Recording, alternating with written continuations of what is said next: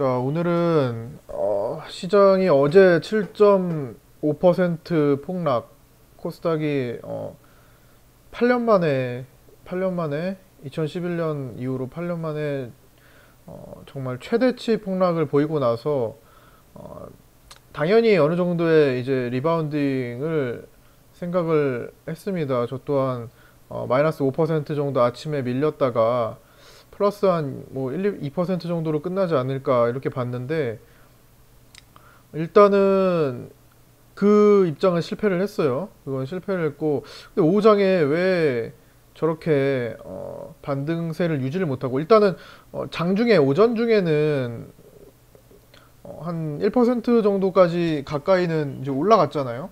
마이너스 5%에서 시작해서 장중 고가가 1.35% 정도까지 올라갔단 말이에요. 증시가. 분봉을 보시면은 코스닥이, 자, 이렇게 크게 놓고 보시면 어쨌든 이게 3분봉으로 볼게요. 마이너스 5%까지 한 10분 정도 밀려놓고 플러스 1%면 이게 구간이 저점 대비 플러스 6.7% 정도 될 겁니다. 이 정도가 지금 끌고 올라왔다가 다시 시가 밑으로 떨어져서 마감을 하는 참 안타까운 이 모습이 보여졌습니다. 근데 이때 오후에 왜 오후에 지금 반등세를 유지하지 못했을까? 충분히 조건은 됐습니다. 어떤 조건이 됐냐면, 일단 수급적인 조건. 일단은 지금까지 견디다 못해 팔 수밖에 없는 개인들이 지금 천지에 널렸죠. 왜? 왜 지금까지 버티다가 결국에는 오늘 많이 팔았을까요? 오늘 결국에는 코스피에서 4,400억인가? 4,400억을 팔고 개인들이, 물론 연기금이 많이 1조 4천억을 3일 동안 사줬기 때문에 1조 5천억 정도네요. 1조 5천억이나 3일 동안 연기금이 지금 주가 방어를 한다고 해놨기 때문에 외국인들은 코스피를 팔았고, 개인들이 어쨌든 4,400억이 나왔습니다. 코스피에서. 그다음에 코스닥은 3,400억.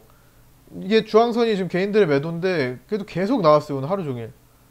그러니까 반을 잘라서 보자면 오후장에 지금 이렇게 1시 이후에 밀리는 구간에도 개인들은 매도를 했다는 거예요. 원래 보통은 주가가 밀리는 구간에는 개인들이 산단 말이에요. 올려줘야 팔지. 근데 오늘은 주가가 더 내려감에도 불구하고 개인들은 계속 팔아줬습니다. 그러니까 수급에 대한 변화가 일어나긴 한 거예요. 선물도 개인들이 4,100억 정도를 팔았고, 그러니까 현선물 시장에서 거의 뭐 1조 한 2천억 가까이 매도가 나온 겁니다. 개인 매도가.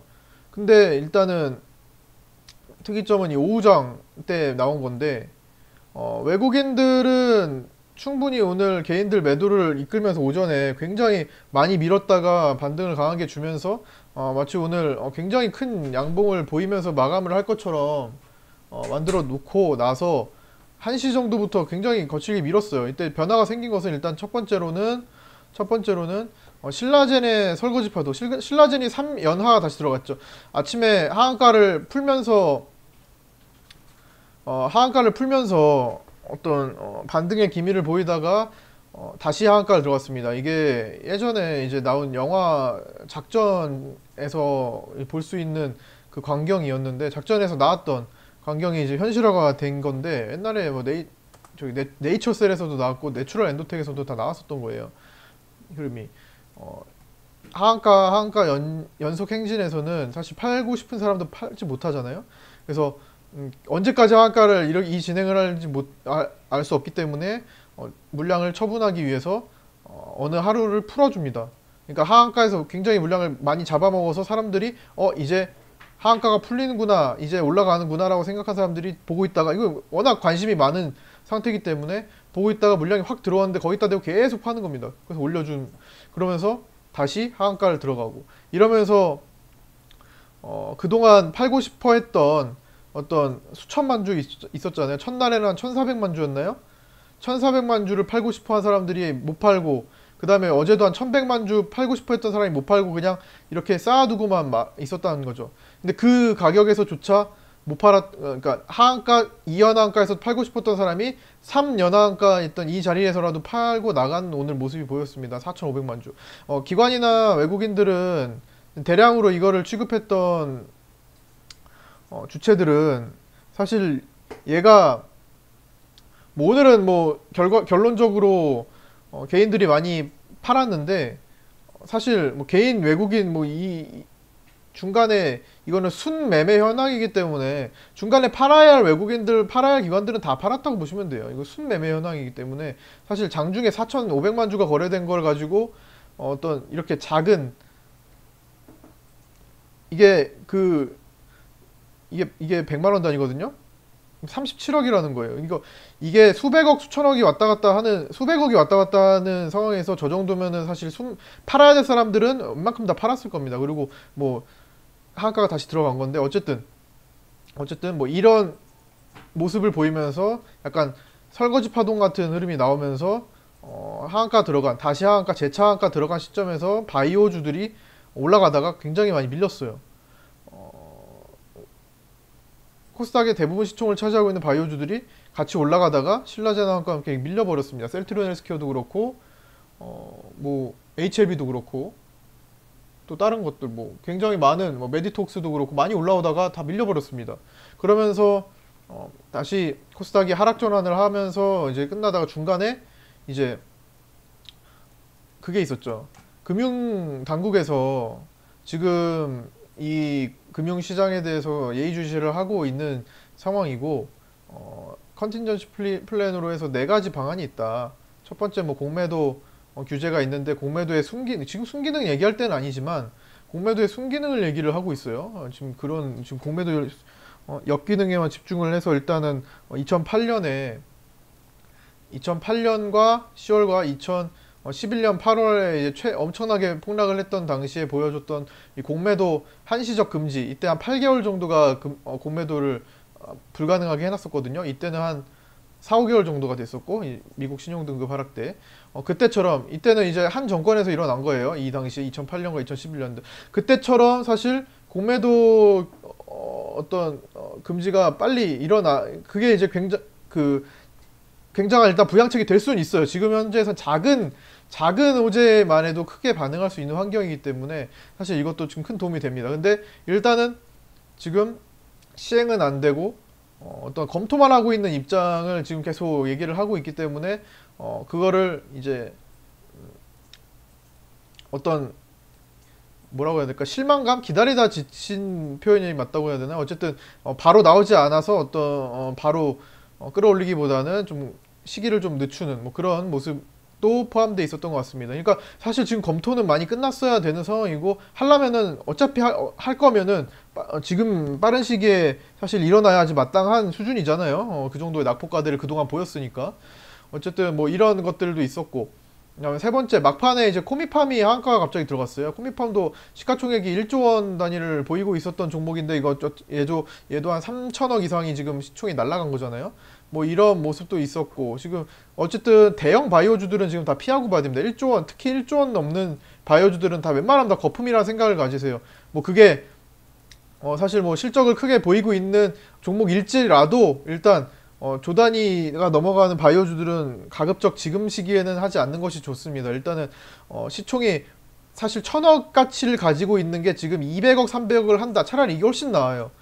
1,000억 정도의 가치를 1,000억 정도가 그 종목이 보여줘야 될 어떤 밸류에이션이라고 한다면 지금 막 2, 300억까지 빠져있는 게 지금 너무나 많습니다. 차라리 여기에 집중하는 것이 더 나을 것 같아요. 지금 상황에서는.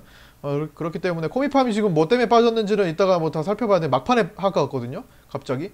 그래서 이런 것들이 지금 자꾸만 터질 수가 있으니까 이런 상황에서는 작은 악재에도 지금 크게 반응할 수가 있는 시기잖아요. 그렇기 때문에 이런 것들 조심을 하셔야 될 것 같고, 그러나 일단 오늘 굉장히 반등 마감을 할 것으로 봤는데 그러지 못했잖아요, 결론적으로. 근데 이제 그러지 못한 이유 중에 또 하나가 반대매매 개념입니다. 반대매매 개념. 지금 증권사는 어제 각 증권사들이나 어떤 이제 스탁론 업체들이나 지금 반대 매매 때문에 그 깡통 계좌 때문에 지금 극성이 지금 굉장히 지금 골치 아픈 상황입니다. 왜 그럴만한 이유가 일단 다른 종목도 다 마찬가지지만 대표적으로 일단 신라젠 때문인 거죠.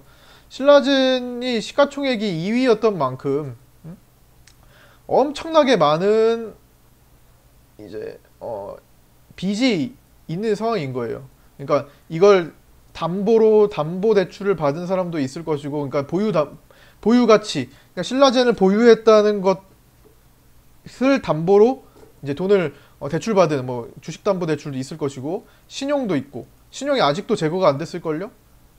이제 많이 줄었겠죠. 2%대. 신용도 있을 것이고, 스탁론도 있고, 미수는 뭐 지금 뭐 뒤늦게 이틀이니까 거의 이미 다 끝난 거고. 어쨌든 이런 반대 매매 때문에 사실 얘 종목에 몰빵을 해서 이런 레버리지를 일으켰다면 이미 0이 됐습니다. 계좌는 0이 아니라 마이너스죠. 그냥 마이너스 계좌가 됐을 거예요.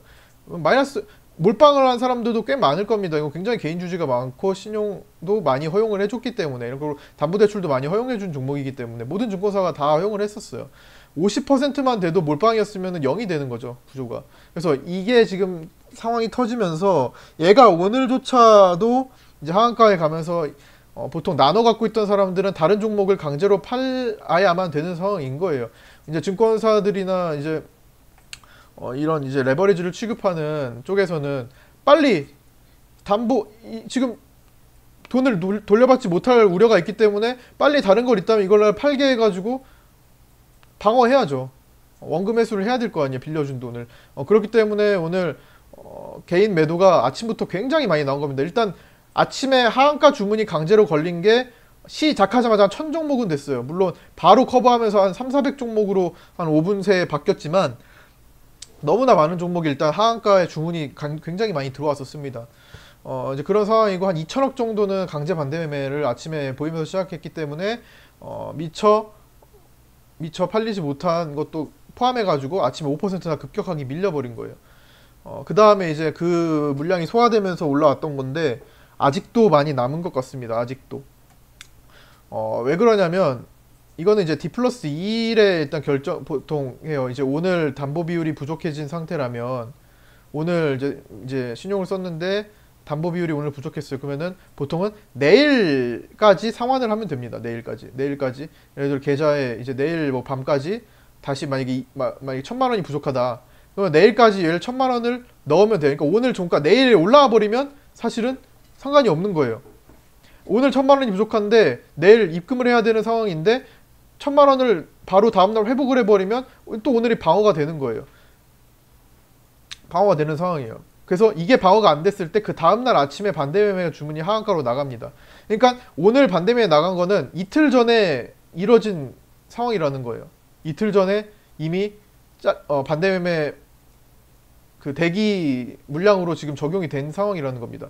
그러면 가장 많은 반대매매에 이제 신호가 왔던 게 언제일까요? 당연히 어제겠죠, 어제 마이너스 7.5%가 빠졌기 때문에 어제에 가장 많은 반대매매 이제 주의 사인이 들어왔을 거예요. 그러면 오늘 거쳐서 내일 아침에, 오늘까지 변제가 안 된 경우 내일 아침에 다 하한가 주문이 들어갈 겁니다. 필요한 만큼. 결국에는 오늘 시원하게 못 올라줘서 끝났잖아요. 내일 엄청나게 많은 종목들이 또 반대매매, 가장 많은 반대매매 주문이 들어갈 가능성이 높아요. 물론 신용 잔고가 굉장히 많이 떨어져 있습니다. 지금 벌써 9조 원대를 위협해서 8조 원대로 들어갈 것 같은데 오늘 9조 1,000억인가 2,000억인가 그럴 거예요. 내일이면 8조 원대 진입을 할 가능성이 높고, 이제 그 정도면은 작년 10월 11월에 보였던 신용잔고 최저치가 지금 이제 경신이 될 건데, 내일 이제 아침에, 그러니까 내일은 굉장히 큰 변동성을 보일 여지가 큰 상황입니다. 이 반대매매 물량을 이제 누군가는 흡수를 하겠죠. 외국인들이겠지만 흡수를 하면서 어떤 출렁임, 그 다음에 이제 지표상으로 이 변동성 지표가 있어요. 공포지수라고 일컫는 변동성 자체는 공포입니다. 변동성은 이퀄 공포기 때문에 변동성 지수가 이퀄 공포지수라고 해요. 근데 오늘 보시면, 이거 일봉으로 볼까요? 보시면 굉장히 공포지수는 폭락장이 나올 때마다 이렇게 급등을 했다가 떨어져요. 이렇게 간간히 이렇게 떨어져요. 지금도 마찬가지로 어제 오늘에서 굉장히 변동성 크고 많이 떨어졌기 때문에 폭락을 크게 보였기 때문에 변동성이 급등을 했습니다. 그런데 오늘 밑꼬리를 달고 올라왔죠. 내일 이 변동성이 밑꼬리를 달고 올라온 상황에서 슈팅이 한 번 더 나올 가능성이 있습니다. 굉장히 크게요.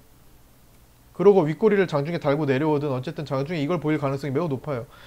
그렇다면은 이 올라간다는 것 자체가 변동성을 키운다는 것을 의미합니다. 즉 공포감을 키운다는 것을 의미합니다. 내일 공포심이 극대화에 달할 가능성이 높습니다. 그게 반드시 하락으로만 내려가긴다는 게 아니라 하락으로 줬다가 올라갔다가 하락으로 줬다가 올라갔다가 엄청나게 큰 변동성을 보일 가능성이 높다는 겁니다. 물론 커버하고 이런 변동성이 이미 많이 내려와서 오늘처럼 내려와서 진짜 배기로 이렇게 끝까지 끌어올릴 수도 있어요. 그리고 어쨌든 내일은 정말 가장 큰 변동성을 보였던 옵션 만기일이 전날이기도 합니다. 보통 옵션 만기일은 당일에 큰 변동성을 보이기도 하지만 그 전날에 이미 다 결정돼서 다 크게 움직이는 경우도 많아요. 그래서 옵션 만기일 전날에 크게 움직이는 경우도 많고, 옵션 만기일 전날에 크게 움직이지 않았다면 옵션 만기일 당일에 변동성을 키우는 경우도 보입니다. 그래서 내일은 여러 가지 상황을 다 중첩해 봤을 때 굉장히 큰 변동성을 보이면서 공포감을 극대화시킬 수가 있을 거예요. 그게 거의 마지노선이 될 수도 있고요. 그 다음에 기술적으로 봤을 때 보통 이제 하락이 이제 멈춰가는구나라고 보통 판단을 할 때 보는 게 이제 막바지에서 이렇게 내려올 때 막바지에서 거래량이 어떻게 되느냐. 그러니까 내려오기 초반에 거래량이 빵 터져서 이렇게 내려오는 경우가 있어요. 초반부터. 그런 경우가 아니라 다 내려와서 거래량이 바닥권에서 실리는 경우가 있습니다. 이런 식으로. 물론 이게 그렇게 크진 않아요. 그러나 오늘의 약간 막판에 조금 평소와 좀 다른 점. 항상 그렇거든요. 항상 그래요, 막판에. 그렇기 때문에 오늘 이것도 커버를 한 거고. 근데 이게 지금 반복이 되고 있다는 거예요, 반복이. 물론 종가 부근으로 다가오면 올수록 거래가 커지는 거는 맞습니다만 안 그럴 때도 있어요. 그러니까 거래가 커지긴 하는데 순차적으로 내려온 위치에서 계속 커지는 경우는 그렇게 많이 있진 않습니다. 왜냐면 꼭 종가 이렇게 내려가진 않잖아요. 그냥 거래는 커지는데 내려갈 때 거래가 커졌기 때문에 어쨌든 밑에서 받아낸 사람이 많을 것이고, 그 받아낸 사람은 오늘은 내려갈 때 개인들이 안 샀기 때문에 외국인일 가능성이 매우 높았습니다. 어쨌든 저가 매수는 외국인들이 다 가져갔다고 보시면 돼요. 오늘은 정말 참다 못한 사람들이 팔았거나, 개인들이 굉장히 많이 팔았잖아요. 어쨌든 참다 지금까지 뭐 이렇게 폭락을 하는데 내가 견디다 못해서 팔았던 사람들, 그리고 나는 진짜 한 몇 달 동안 견뎌볼 거야 라고 했던 사람들도 강제 매도가 돼서 어쩔 수 없이 매도가 되는, 나는 견디고 싶은데 그냥 어쩔 수 없이 규제에 의해서 강제 매도되는 경우, 두 개가 같이 나온 거라고 보면 되고요. 막판에 떨어질 때 보통은 개인들이 매수를 하는데도 오늘은 사지 못했다. 그만큼 겁에 질려있는 상태다 라고 보시면 됩니다. 지금 굉장히 공포스러운 구간이 연속적으로 나왔기 때문에 개인들은 지금 가격을 내려주는데도 못 사고 있어요. 이러한 현상들이 반복되고 있으니까 끝이 어딜지는 모르겠습니다. 아직 끝이 어딜지 모르겠는데, 어제 말씀드렸듯 이렇게 내려간 상황을 보아하니 옵션 만기일까지는 사실 변동성의 구간에 어떤 위험에 놓여져 있다, 이런 상황이라고 보시면 되고, 좀 사실 그게 아니더라도 지금 이 외생적 환경이, 정치 외교적 환경이 지금 사실 뭐 해소된 게 한 개도 없어요. 단 한 개도 없고 오히려 더 가중화만 시켰죠. 특히 오늘 같은 경우는 이제 미국이 중국에 대해서 중국을 환율 조작국으로 또 결정을 해버렸고, 그 다음에 이제 어제 사실 이걸 아무리 뭐 커버를 해주려고 노력을 해도 사실은 뭐 그러고 싶진 않지만, 그래도 객관적으로 조금 그래도 최대한 뭐 그럴 수도 있겠다 이렇게 아무리 이렇게 해주려고 해도, 사실 어제 그러려고 했던 분들조차도 어제 이제 문재인 대통령의 마지막 그 발표라고 해야 되나, 기자간담회라고 해야 되나, 어쨌든 그 인터뷰 내용은 사실 좀 말이 안 되는 건 다들 인정하실 겁니다. 어느 정도는. 그쵸? 어떤 거였냐면 이제 일본을 이기기 위해서 경제 강국인 일본을 이기기 위해서 북한과 손을 잡아서 평화 경제를 이뤄서 일본을 뭐 하겠다. 지금 이 얘기는 보통 이 정책을 지금 뭐 지지하고 옹호하시는 분들조차도 사실은 이건 아니다라는 얘기가 지금 어제는 굉장히 많았을 거예요. 그렇죠? 어, 사실 불가능한 상황이잖아요. 어떻게 보면 지금 예를 들어서 사실은 지금 주식은 4차 산업 혁명이 일어났을 정도로 어떤 첨단 산업의 첨단 산업이나 어떤 미래 먹거리, 바이오 같이 미래 먹거리 이런 것들이 중요하잖아요. 이런 것들은 고도 기술이 필요한 경우이기 때문에 첨단 기술이 필요한 경우잖아요. 어떤 반도체 산업도 마찬가지고 뭐 수소차도 마찬가지고 뭐든지 다 고도 기술이 필요하다고요. 이 고도 기술은 각 나라의 장점, 진짜 그 나라의 우리나라가 가장 우수한 장점을 보이는 분야가 있고 미국도 그런 분야가 있고 독일도 그런 분야가 있고 뭐 영국, 프랑스 등등 유럽 국가들도 그런 분야가 있고 일본도 그런 분야가 있고 중국도 그런 분야가 있고 다 이런 상황이잖아요. 대만도 마찬가지고 전 세계가 각자 잘 할 수 있는 최고로 잘할 수 있는 그 기술력을 다 모으고 모아서 글로벌적으로 합쳐가지고 뭔가 더 나은 세상을 만들기 위해서 그렇게 지금 발전을 하고 있는 거잖아요. 근데 지금 우리는 어떻게 하고 있어요? 떨어져 나가려고 하고 있어요. 떨어져 나가서 지금 이미 고립된 북한하고 지금 뭘 하려고 지금 하고 있는 상황인 거잖아요. 솔직히 객관적으로. 그쵸? 1차 산업으로 돌아가려고 하는 지금 모습이잖아요. 어떻게 보면. 어제의 멘트는, 어제, 뉴스 못 보신 분들은 찾아보세요. 어제. 이게 지금 외국인 투자자가 보기에, 뭐 우리 기관 투자도 마찬가지고 개인 투자도 마찬가지지만, 외국인 투자자가 보기에 이게 정말 투자하고 싶은 환경이 안 된다는 거죠. 오늘은 뭐 저가 매수 너무 싸기 때문에 샀을지언정 사실 쉽게 투자하고 싶은 마음은 안 들 거예요. 아, 정말 사기 싫을 거예요, 솔직히. 근데 이미 외국인들은 정말 많은 주식을 보유하고 있습니다. 우리 상장사들의 엄청난 부분을 차지하고 있잖아요. 응? 삼성전자 같은 경우만 봐도 외국인들 비중이 어때요? 외국인들 비중이 57%잖아요. 외인 비중이. 엄청나게 많은 부분을 차지하고 있단 말이에요. 모든 상장사들 골고루.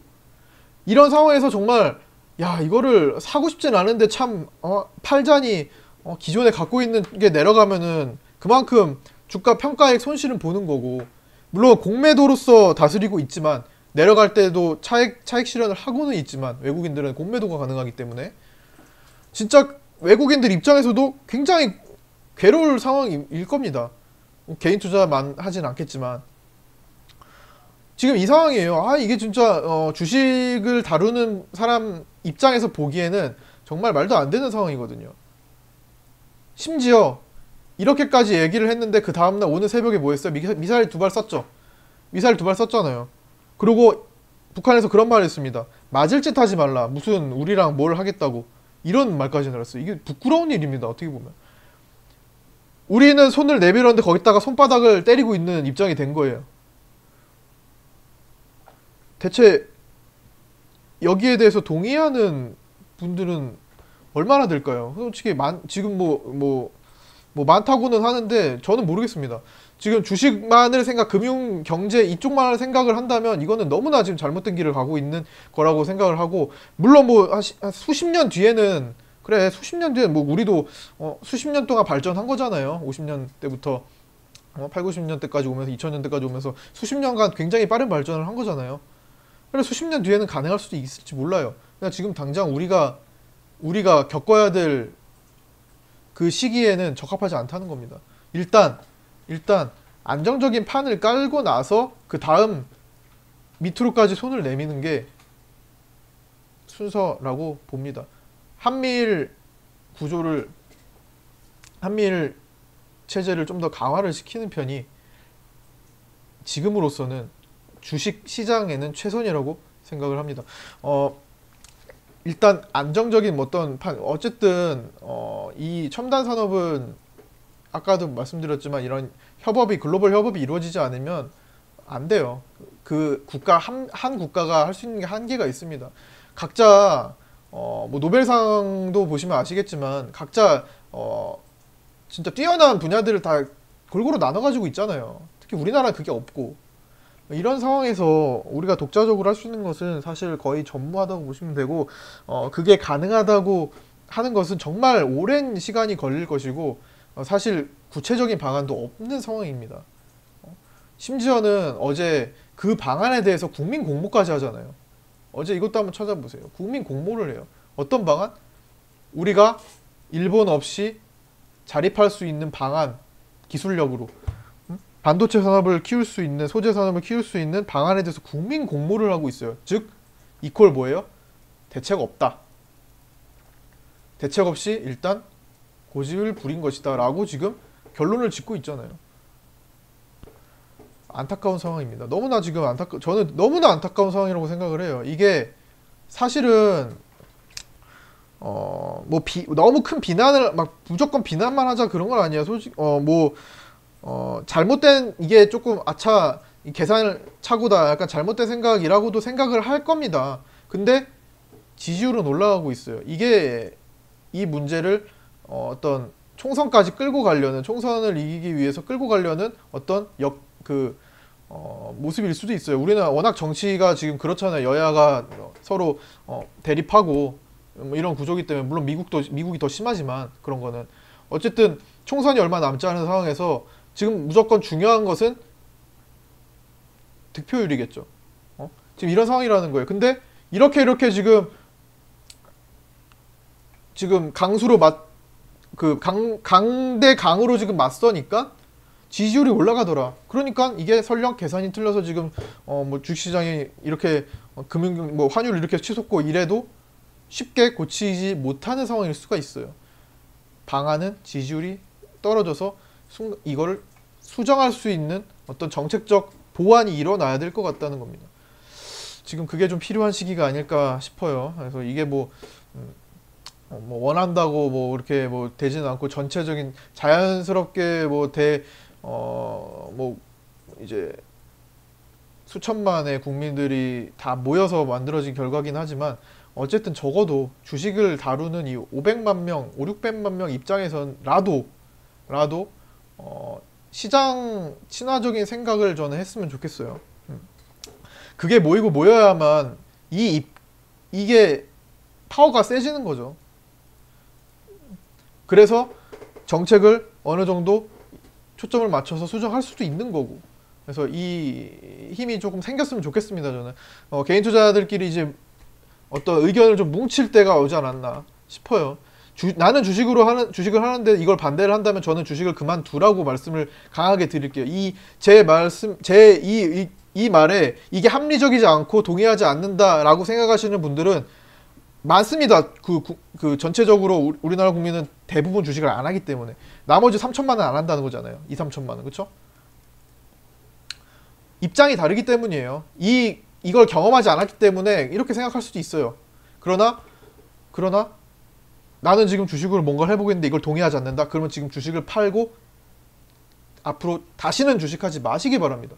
생각이 전혀 잘못된 거, 완전히 잘못됐기 때문에 스스로 무덤 파는 행동을 왜 하겠어요, 그렇죠? 그거는 중지해야겠죠. 스스로 무덤 파는 행동을 중지를 하는 게 맞잖아요. 그분들은 주식을 안 하는 편이 일단 맞는 거고요. 네. 그 다음에 방금 전에 이제 그래서 공매도 외국인들 입장에서는 지금 주식이 엄청나게 많아요. 근데 공매도도 할 수 있어요. 일단 이건 많아서 이건 떨어지지만 공매도로서 지금 그걸 만회하고 있는 거예요. 물론 풋옵션도 마찬가지고 지금 어쨌든 떨어지는 거를 커버를 하고 있는 겁니다. 근데 여기서 지금 검토를 하고 있는 이 금융당국에서 검토를 하고 있는 공매도 한시적 금지를 2008년에 우리가 했던 것처럼, 정부에서 했던 것처럼, 2011년에 정부에서 했던 것처럼 수개월간 이걸 막아준다면, 그러고 나서 크게 반등이 일어났거든요. 수개월 동안 실제로 그만큼 효과가 크다는 거예요. 우리나라는 공매도에 의해서 많이 떨어지는 게 굉장히 컸기 때문에. 이렇게 되면은 외국인들도 주식이 많이 있고 공매도로 하던 거 공매도를 못하게 만들었으니까 주식을 많은 걸 끌어올리려고 할 수밖에 없어요. 돈이 많기 때문에 자연스럽게 올라갈 수 있다는 겁니다. 지금은 정책적인 힘에 진짜 최대한 의존을 하고 싶지는 않지만 지금 상황은 이게 필요한 거예요. 어쨌든 언급도 해놨고 기대감도 부추겨 놨잖아요. 어쨌든 오전에 기대감을 부추겨 놨기 때문에 오전에 얘기를 했거든요. 그렇기 때문에 어느 정도 더 올라온 것도 있었고 지금과 같이 개인들이 쉽게 떨어져도 못 살 때 외국인들 공매도 안 하고 이제 가진 주식 끌어올리는 역할을 할 수 있게 요거 하나 나와주면은 반등이 일단은 시원하게 일어날 수 있다고 봅니다. 그 다음에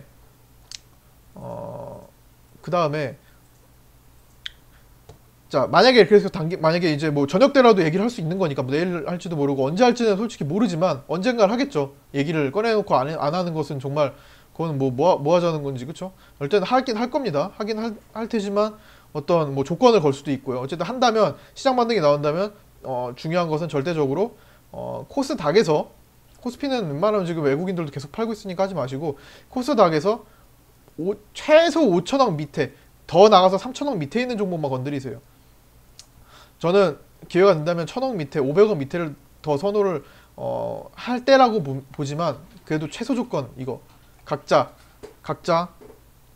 뭐 어떤 종목을 하던 간에 개별적으로 다 상황이 다를 수 있으니까 어떤 종목을 하던 간에 이미 성장해서 이미 부풀려진 거는 피하시기 바랍니다. 그게 설령 더 간다고 하더라도 올바른 상황이 안 될, 그러니까 오히려 반대로 반등장에서 급락을 맛볼 수도 있는 거기 때문에 그거는 좀 피해야 되잖아요. 아직 반등이 시작되진 않았어요.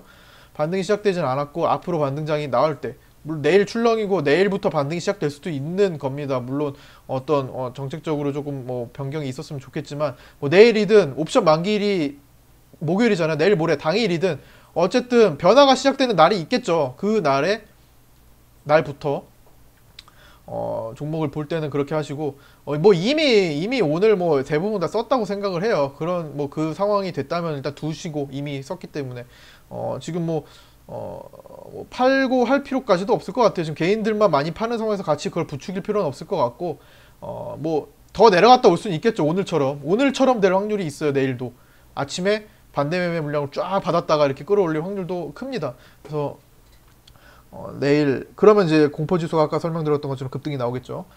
내일도 굉장히 출렁임이 클 테니까 여기까지 온 이상 일단 견뎌 보시고요. 오늘 아침에 산 거는 결코 높은 위치가 아니기 때문에 그렇게 부담을 느끼실 필요는 없어요. 오늘도 보셨잖아요. 저 밑에까지 뭐 어떤 종목은 뭐 17% 내려갔다가 보합이 뭐 순식간에 오기도 하고 막 이랬어요. 뭐 그냥 작은 종목 하나만 보더라도 이게 오늘 아까 전에 17%까지 내려갔다고 근데 보시면 그쵸? 4,000원 이게 순간적으로 17%가 내려가요. 거래가 뭐 많지는 않은 종목이지만 예를 들어서 이걸 보면 마이너스 17%까지 갔다가 그냥 거래 없이 그냥 훅 올라오는 게 보합 이상까지 플러스로 올라와요. 그러니까 뭐 20몇 프로가 그냥 순식간에 올라온다는 겁니다. 뭐 내일도 마찬가지죠. 반등장이 시작되면은 만약에 마이너스 15% 갔다가 해도 그냥 순식간에 뭐 3, 40%까지 끌어올릴 수도 있는 겁니다. 그래서 지금 뭐 오늘 또 추가적으로 내려간 거는 시장이 오늘도 마이너스 3%대 빠졌잖아요.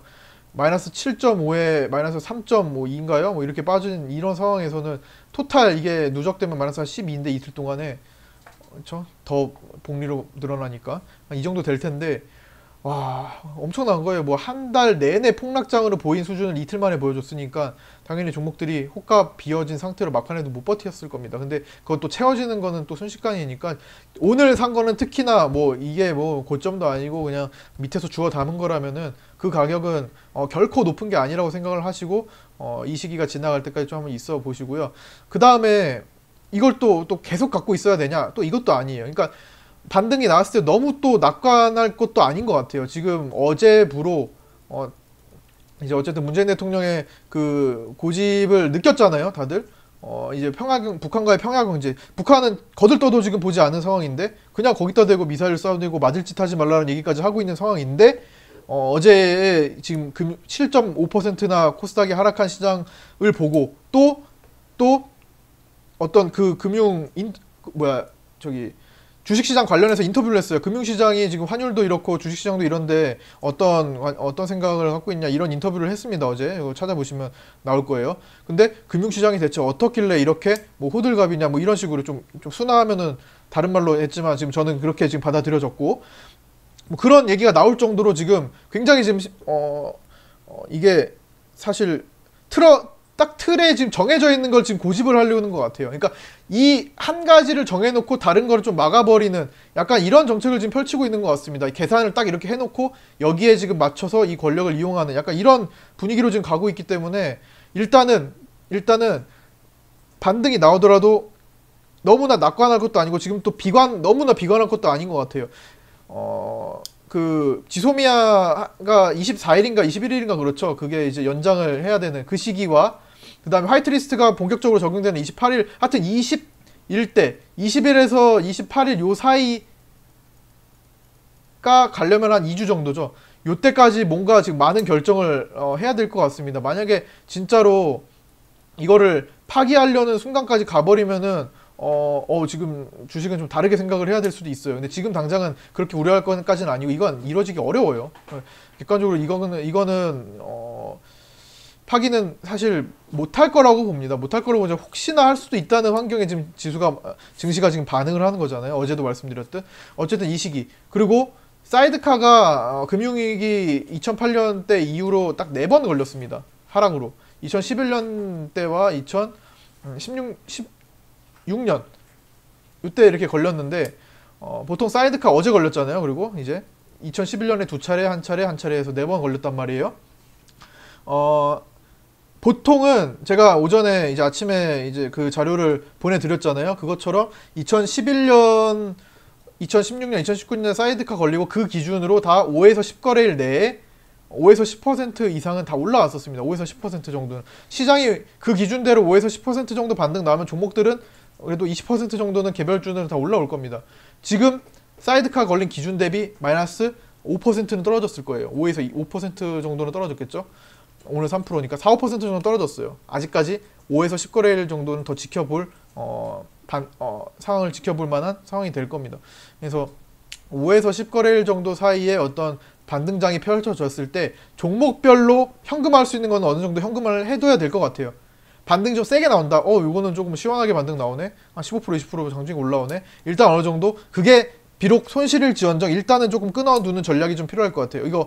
이거는 이게 정책적인 고집을 끝까지 부리지 않을 것이라는 대한 생각으로는 그냥 두셔도 되지만 혹시나 8월 마지막 주 가가지고 진짜 사고 칠 수도 있는 상황이면 그때라도 조금 현금화를 좀 해놓고 추이를 좀 살피는 게 맞겠다 싶어요. 그래서 그거는 좀 참고해 주시고 어쨌든 신용 미수 스탁론만 아니면 일단 사람만 있으면 반등장에서부터 앞으로 펼쳐질 상황에서는 다시 원위치 될 수는 있어요. 주식은 변동성이 어쨌든 밑에서 올라가면 크기 때문에 실례로 2008년에 요거만 말씀드리고 이제 끝낼 건데 2008년도에 지금 그때 이후로 지금 처음 보는 장이니까 2008년도를 좀 보고 보자면 잠깐만요. 이거 왜 자꾸 여기로 되겠냐. 2008년도 코스닥 자 보자면 좀 지저분하지만 제가 여기 확대를 해볼게요. 자, 지금 이게 굉장히 작아 보이지만 변동성이 굉장히 큰 거예요. 요 음봉 자체가 마이너스 11%짜리 음봉입니다. 그리고 마이너스 5% 떨어지고 반등 때도 플러스 마이너스 6% 갔다 플러스 4% 가고 그 다음에 시가 5% 갭 떠서 시작했다가 8% 갔다가 마이너스로 끝나고 그 다음에 11%까지 시장이 상승하고 이런 엄청난 변동성을 보여요. 바닥권에서는. 지금도 많이 내려간 상황이기 때문에 변동성이 크잖아요. 그러면 올라갈 때도 그만큼 변동성을 크게 보일 수도 있습니다. 만약에 내일 바로 반등이 시작된다고 볼 수도 있어요. 그건 내일 봐야 아는 거고 만약 이렇게 되면은 진짜 5% 이상의 반등 지난번에 10월달에 보여줬던 5% 반등도 나올 수 있는 겁니다. 그러고 나서 어느 정도 이렇게 올라올 수도 있죠. 그리고 특히 여기서 공매도 금지가 딱 힘을 실어준다면 이게 더 나올 수가 있을 것이고 여기서 일단은 많은 종목들을 현금화해야 될 수도 있어요. 분위기 돌아가는 거 보면서 지금은 좀 평소보다도 더 뉴스에 관심을 가지고 어떤 정부 정책에 대한 최대한 관심을 가질 때인 것 같습니다. 그래서 작은 변화에도 조금 집중해서 좀 살펴보고 이러면서 만약에 진짜 아까 전에 21대 넘어가가지고 지금의 생각을 고수하고 간다면 아무런 득 없이 그렇게 간다면 이렇게 떨어져 버릴 수도 있기 때문에 여기서 많은 걸 일단 반이라도 조금 챙겨놔야 될 수도 있어요. 물론 이게 이렇게 이루어진다는 것은 아닙니다. 그럴 수도 있다는 거지. 만약에 정책적 변경이 조금이라도 있으면은 그냥 이런 식으로 갈 수도 있어요. 그거는 이제 차후에 지켜볼 상황이고 내일은 출렁에서 이렇게까지 내려갈 수 있습니다. 그러면은 진짜 내일 요 정도면은 금융당국이 아무 조치도 안 할 수는 없을 거예요. 오늘 장중에 아침에 코스피가 1900포인트도 깼잖아요. 뭐 그 정도 상황에서는 모든 증권사에서 코스피 하단을 이번 폭락장에서 어제 전에 1950선을 제시를 했어요. 대부분. 근데 그거 아무 무색 없이 그냥 1900을 깨버렸잖아요. 그러니까 그 정도로 지금 지지라인이라고 이런 것도 다 무의미한 상황이니까 반등이 나오면 대신에 굉장히 세게 나올 수 있다. 오늘도 시도를 했지만 실패를 한 거고 실패를 했지만 수급적 실패는 하지 않았어요. 그러니까 여러 가지 상황들이 한번 시작하면은 물 밑듯이 올라올 가능성이 높으니까 너무 비관하지 마시고 또 그렇다고 해서 이 구간에서 너무 조금 어느 정도 올라왔을 때 너무 낙관하실 것도 아니고 그냥 지금 돌아가는 상황에만 조금 초점을 맞춰서 해야 될 것 같습니다. 일단 지금 어느 정도라도 살아 있어야만 앞으로 할 거니까요. 앞으로 다른 평온한 장이 왔을 때 먹을 거 아니에요. 그래서 일단 지금은 그렇게 비상 상황이니까 우리도 지금 비상 상황인 거니까 그렇게 좀 봐주시고요. 그다음에 오늘은 이제 테마 종목들이 먹거리 이제 일본 불매운동이 조금 이제 국민 정서상 오래 갈 수 있다고 보는 입장인 거죠. 그래서 불매운동 관련주들에서 새로운 것들, 먹거리, 식품, CJ 시푸드나 이런 그다음에 생필품들 뭐 그런 데서 조금 나왔어요. 깨끗한 나라 같은 거. 내일은 또 다른 이제 오늘 의류도 조금 올라갔는데 의류는 일부 종목만 움직였고 계속 불매운동 관련된 것은 지속될 수 있을 것 같으나 반대로 반도체 소재 관련된 거는 조심하셔야 될 거예요. 왜냐면은 실질적으로 지금 처음에는 그럴 수 있겠다라고 해서 반도체 소재들의 힘이 실렸지만 실제로 산업 현장에 있는 분들은 그게 지금 실현 가능하다고 생각하는 그 비율이 훨씬 적어요. 좀 약간 거의 불가능에 가깝다 지금. 우리가 기술력 자체로도 지금 당장 우리가 해결할 수 있는 수준이 아니다라고 보는 시각이 더 많습니다. 그렇기 때문에 뭐 국민 공모까지도 지금 일어나는 거라고 보고요. 그렇기 때문에 뭐 불매운동 거는 뭐 할 수 있다고 한들 나머지는 조심을 좀 하시고 이미 많이 올라간 것들도 반등장에서는 반대로 꺾어 내려갑니다. 그래서 조심하시고 그다음에 대국민 문자 추천주가 새롭게 나왔어요. 얼마 전에는 이제 EXT가 나와서 샘코 리드 화신테크 뭐 나오고 계속 떨어졌잖아요. EXT가 얼마 전에 이제 문자가 대국민 문자주로 뿌려지면서 오늘은 좀 반등이 나왔으나 그 전에 이때부터 그냥 쭉 내려왔고 이때 나오고 나서 리드는 오늘까지도 떨어졌었죠. 이거 오늘까지도 그때 나왔을 당시가 요때 다 그때 말씀드렸던 거고 이때 굉장히 저점 구간에 있었으나 그래도 그냥 그거 무시하고 거의 몇 토막인지 모르겠는데 그 문자가 나온 이후로 마이너스 72%가 빠졌습니다. 보통 빠진 게 아니죠. 샘코 같은 경우도 지금 아직도 미련을 갖고 계신 분들이 있다면 이런 것들은 대국민 문자로 등극이 된 것은 그냥 과감히 포기를 하시는 게 나아요. 앞으로 반등의 여지가 있는 것만 갖고 가세요. 아무리 많이 떨어졌다고 하더라도 시장 때문에 떨어졌다고 하도 한 걸 갖고 있는 거예요. 시장 때문에 떨어졌던 건 나중에 시간이 지나면 올라옵니다. 그렇기 때문에 그게 아닌 경우는 과감히 버려야 돼요. 이런 것들은 나중에 잘못하다가는 ANTN 같이 될 수가 있어요. ANTN 이게 옛날에 이제 그 글로벌 SIT 글로벌인데 이렇게 올라갔다가 지금 거래 정지 상태가 됐죠. 좀 거의 비슷한 파동이잖아요. 이런 식으로 될 우려도 있기 때문에 이런 것들은 과감히 나와 주셔야 되고 반등하겠지라고 생각을 갖고 계신다면은 반등할 수 있는 종목에만 희망이 있는 종목을 그러니까 대량 거래 안 터진 종목 그냥 시장 때문에 계속 줄줄줄 호가 비우고 내려간 거 그런 것들에만 조금 이제 희망을 갖고 계시는 게 낫지 저런 거는 안 됩니다. 개인들만 위에서 바글바글한 것들은. 그 다음에 새롭게 이제 대국민 문자주로 등극된 게 저거 오늘 SN텍이 나왔다고 합니다. SN텍 이거 보세요. 딱 그 위치에서 항상 나오는 위치에서 나오잖아요. 이제 개인들을 받아줄 사람이 필요한 거예요.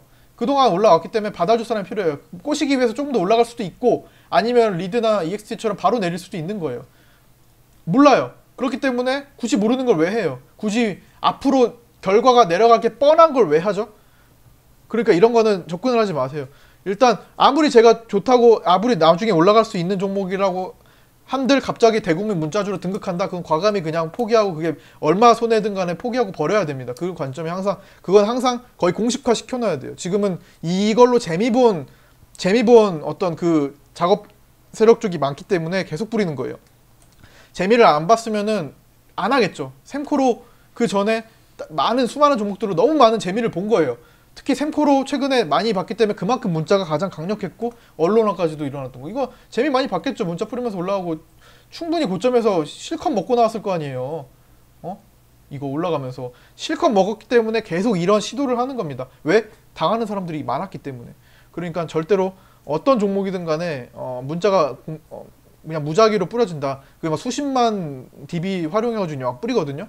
그게 있다. 과감히 그냥 그게 어떤 종목이든 간에 버리셔야 됩니다. 아이고 SG 시스템도 이제 내려오기 시작할 건데 이것도 아직 터지지 않은 문자주인데 요새는 문자를 안 보내기 때문에 이거는 사실 사그러들었다고 봐요. 근데 그래도 위험해요. 어쨌든 지금 그런 거 또 신경 쓰시고 내일 어쨌든 변동성이 굉장히 클 수 있는 날이라고 다시 요약을 해드리고 아침부터 반대 매매 굉장히 난리 칠 겁니다. 그거 감안하시고 나는 그런 공포스러운 거를 도저히 못 보겠다 하시는 분들은 꺼두세요. 꺼두시는 게 오히려 꺼두고 나중에 열어보시는 게 더 현명할 수도 있습니다. 근데 나는 그래도 이런 장도 그냥 눈 뜨고 경험을 해야 될 것 같다. 2008년에 내가 못 봐가지고 2008년 서프라임 때 못 봐가지고 이런 장세도 한번 내가 진짜 힘들어도 봐야겠다. 그러면은 철저하게 지켜보세요. 정말 공부 관점에서. 그러면 지금 쌓아둔 이 그런 시장에 이런 시장도 있구나라는 경험이 나중에 또 어떤 파동이 났을 때 더 힘이 될 겁니다. 그래서 물론 매번 상황이 다르기 때문에 예측하고 뭔가 뭘 할 수는 없어요. 지금도 사실 어제 7.5% 빠지리라고 예상한 수는 없는 거잖아요. 그렇죠? 지금은 정치 외교적 그리고 어떤 위에서 얘기되는 것들이 결정타가 되기 때문에 지금 뭐 이런 거고 그냥 와르르 무너지는 상태가 된 거고 어쨌든 뭐 그런 관점입니다. 자, 오늘 좀 많이 길었습니다. 많이 길었는데 그만큼 전달해드릴 내용도 많았고 그만큼 힘든 시기이기 때문에 조금 더 길게 했으니까 뭐 길더라도 어느 정도 지금까지 들으셨으면 뭐 다 들으신 거죠. 그래서 잘 들어주셔서 감사드리고 어쨌든 우리도 비상 위기인 거잖아요. 주식하는 사람들은 다 위기죠 지금. 이니까 잘 극복해서 다 되니까 극복은 다 됩니다. 어떤 뭐 2008년도 극복해왔고 2011년 미국 신용 등급 하락 때도 극복해왔고 그 이후에는 뭐 짜잘한 하락들 사실 그 이후에는 다 짜잘한 하락들이었어요. 그리고 바이오 거품 붕괴 때 2015년 때도 다 극복돼서 2018년도 장세가 온 거잖아요. 그래서 2017년 장세가 온 거니까 최순실 때도 극복된 거니까 지금도 시간이 지나면 극복이 됩니다. 증권사에서는 4분기 정도를 바라보고 있다고 하는데 그 전에 이루어질 가능성도 있고 어쨌든 정책적인 기조 변화가 있는 것이 증시에는 도움이 될 거라는 생각을 여전히 저는 갖고 있습니다. 그래서 그거 또 계속 관심 있게 좀 봐주실 필요가 있을 겁니다. 자, 오늘 여기까지 마치도록 하겠습니다. 고생 많으셨고요. 조금만 이겨내도록 하고요. 지금 모두가 다 힘든 시기니까 주식하는 사람들 모두가 다 거의 99%는 힘든 그 시기라고 보시고 다 같이 좀 너무 비관적인 생각 마시고 좀 이겨냈으면 좋겠습니다. 자, 내일도 내일장을 보면서 또 이제 장중에 안내를 또 해드릴게요. 자, 수고 많으셨고요. 마치도록 하겠습니다.